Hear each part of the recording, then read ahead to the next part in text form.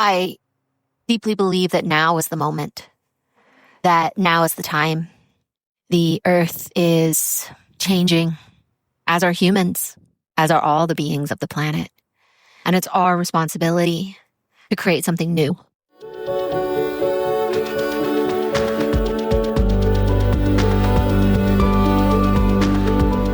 We've all come here with a divine purpose, traveling on a stream of cosmic dust from the stars into our mother's wombs, born into this precious life. It is no accident that you are here, my love, on earth, in this moment, in this body. You are here longing to find your place, to align with your purpose, to embody your passions and to live into the dreams of your heart. Yet so often we get caught, suspended in the tangle of life, not able to move forward, not able to find solace and comfort in a world that has forgotten the truth of our existence.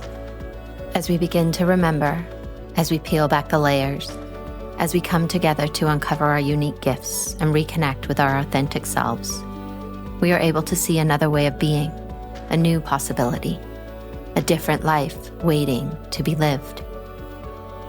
I have experienced on this complicated and wild journey of life that when we connect with the story of our soul, it will show us the magic of this life that we have been missing.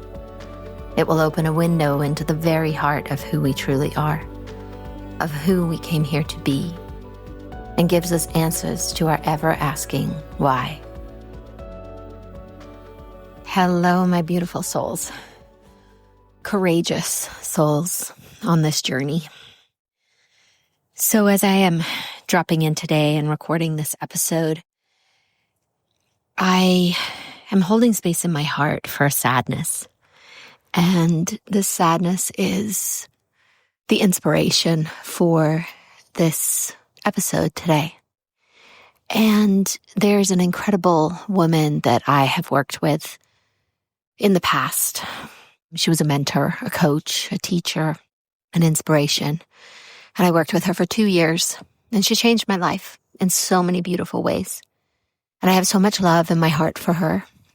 And recently, in mid-December, her ex-husband that she was still close to and is the father of her children committed suicide.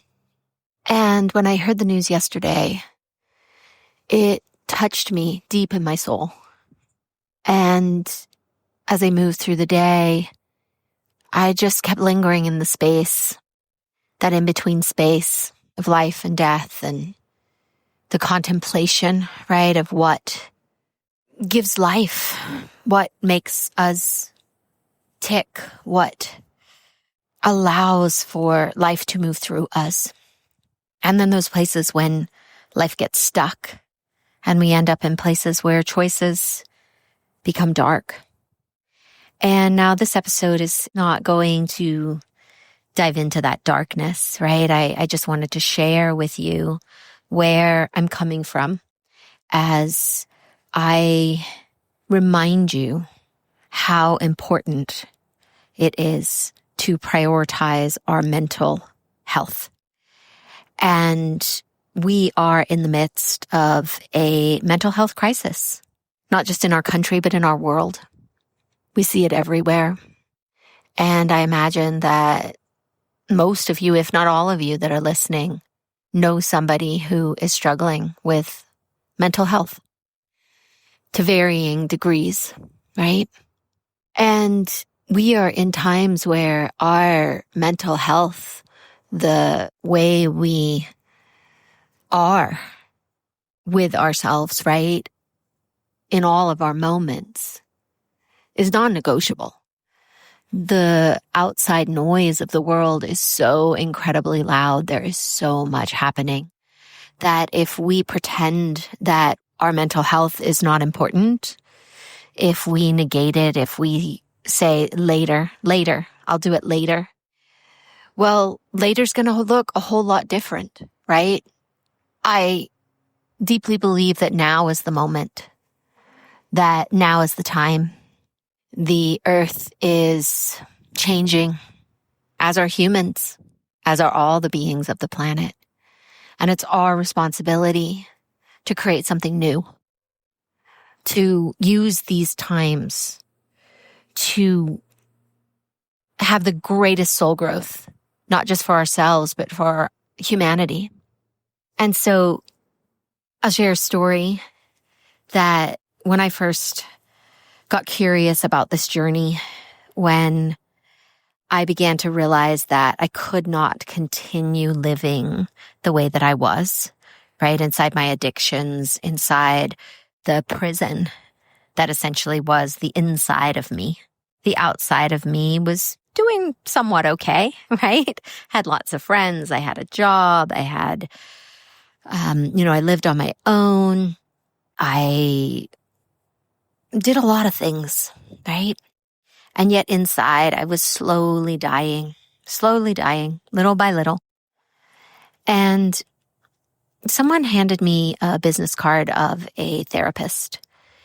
And at the time, I believed I was even too damaged for a therapist. They wouldn't want to work with me. There was just too much wrong with me that they wouldn't want to waste their time on me. So, this is the depth of despair that I was inside of, while still living a life on the outside that people couldn't see this inside part of me, yet there she was, desperately wanting help, and yet not even feeling good enough to get help. And so I tucked that business card away in my wallet, and there it sat for 1 full year. And I forgot about it. It was kind of in a back little pocket, and I forgot. Part of me forgot, let's say. Part of me always remembered. But the more conscious part of me didn't. And then one day I still remember where I was. I was at my girlfriend's house, and I was leaving, and I think I was in a particularly moody place, as I used to call it, because that's what I had been called when I was growing up, moody. Nobody knew that there were real reasons for things, right? You were just being moody. Stop being moody. Why are you so moody? Oh my goodness. And it's well, I didn't know how to stop because I didn't know what even was happening. So I'm walking out of her sliding glass door, and for some reason, somebody asked me for money. Maybe somebody was going somewhere to get something, and I was getting some cash out of my wallet. And somehow I ended up in that back pocket of the purse, and out came this card. And I was like, oh yeah, that guy. I really should call that guy. And you know what? I actually did. I went home and I called, and I set up an appointment, and I began to change my life. And I saw him every other week for over a year. And I slowly began to see something different. And then ever since then, I have never stopped exploring my internal landscape. I have had so many therapists, coach, teachers, mentors, shamans, all the things, you name it, because to me, it's why we're here. We are here to explore the human journey. Otherwise, why the heck are we here in these times that are so hard? In these situations that we're constantly trying to find happiness, and yet what we find is unfulfillment. We find one more thing that is keeping us from what we know, from the joy that we know we can experience, from the fun that we know we can have. I don't experience that we can have happiness if we are not willing to look at why we are unhappy, right? We can't just wish all that away. We actually have to take out some tools and do something with it. And this is why we're here. This is why our soul chose to incarnate into this incredibly divine vessel to have an experience. And then we live in a world that doesn't believe in any of that, right? We're in these times that are so highly materialistic, and it's all about what we have in the external. And it's there's this huge black and white area of well, if you want to be that full spiritualist, right, you have to give up everything, renounce all your riches and all your possessions and go and meditate in a cave. And it's like, okay, that's one path. But we can peel away the layers. We can detach ourselves from the materialistic viewpoint of the world without having to isolate ourselves, right? The modern way of doing this is to do it inside of your life. It reminds me of my yoga teacher, right? And the teaching through yoga that says yoga happens when you step off the mat. That's the true yoga, right? We go into the studio, we practice, we breathe, we move through the positions, we learn to stand in the fire. But the true yoga happens when practice is over and we step off the mat into the world, because this is where we really begin to practice, right? What we learn in the studio. And this is life. This is the self-exploration journey. This is the mental health journey. One of the lenses we can look at mental health through is, right, because anxiety and depression are a part of the mental health picture. And depression is focusing on the past and energy stagnation, right? This is when we have energy, life force that wants to move through us, and yet it is stagnated. And it's building, and its stagnation feels like we're stuck in mud. And then when we look at the other side of it, the anxiety, this is the lens of when we are in fear of the future. And energetically, this is when our nervous system is overstimulated and overactivated from the trauma, right? We are afraid of what the future will bring because our past dictated that we were not safe. So how could we possibly believe that the future would be safe? How can we ground in and lean into the knowing that we're supported when that's not what our experience was of life, right? Especially in those early days. And something that we talk a lot about here, right? The collective conscious. The thoughts that we share with almost 9 billion other people. If we do not have practices that help us discern what is ours versus what is outside noise, we're toast. We're cooked, as my kids say, right? We're cooked. So it's in gaining these tools. It's in learning to trust the internal world and sifting through the things that we get stuck in really prioritizing our mental health and our physical health, right? I'm going to do another episode on how prioritizing your self-care of the body and being embodied is also non-negotiable. But it starts with our mental health and our willingness to eat healthy food, organic, life-full food, right? Not processed, sugar-filled, carb-loaded, dye-filled. That stuff just cuts you off at the knees. It starts with getting sleep. It starts with nourishing our bodies through movement and love and nourishment. It's keeping away from the news that is intended to dramatize and sensationalize and activate our nervous systems.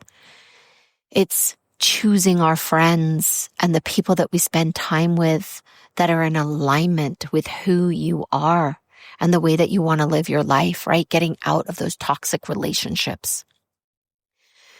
Do not hang out with people that gaslight you. Do not hang out with people that gossip. These are not the type of relationships that are going to get you where you want to go. They are not going to help you prioritize your mental health. Being in safe, secure, nurturing environments with people that have your best interest at heart, with people that want to see you thrive and grow and change, getting yourselves into groups and communities that support togetherness, support you, right? That are here to help you unpack what the heck is spinning around in our heads, because we are at a pinnacle in our current societies, and the thoughts are overwhelming. They are constantly firing, and we have to find the tools to help that, to quiet the noise, right? How do we really get out of our heads into our hearts and our bodies? And I know this is what we want, but where are the tools to do it, right? What are you doing? How are you prioritizing that in your life? Because when you start to prioritize that, other things will fall into line, right? And it's time to stop making excuses. Your excuses are literally just things and thoughts that you're tolerating. Your choice, your decision, your discernment are precision tools to get you where you want. And learning to hone those, learning to develop them, learning to live in alignment with them will change the very core of your being. And this is what we're here to do. This is the true spiritual journey, right? Yes, it's connecting with all the incredibleness of the cosmos and the earth and the beings and understanding our soul. And ultimately, that journey lives inside you. It is not an outside job. It is an inside job through and through and through. It is your love and your devotion that will change your world. So, this is what we're doing in the journey, right? You've heard me talking a lot about it. We are gathering. There are incredible women dropping in there to learn and grow together, to develop these tools, to develop themselves, to deepen their capacity to hold not only themselves, but everything that is happening in our environment, right? How are we cultivating what is necessary to make these times count, to make them matter? There's a link in the show notes. Come be with us in the journey. We're waiting for you.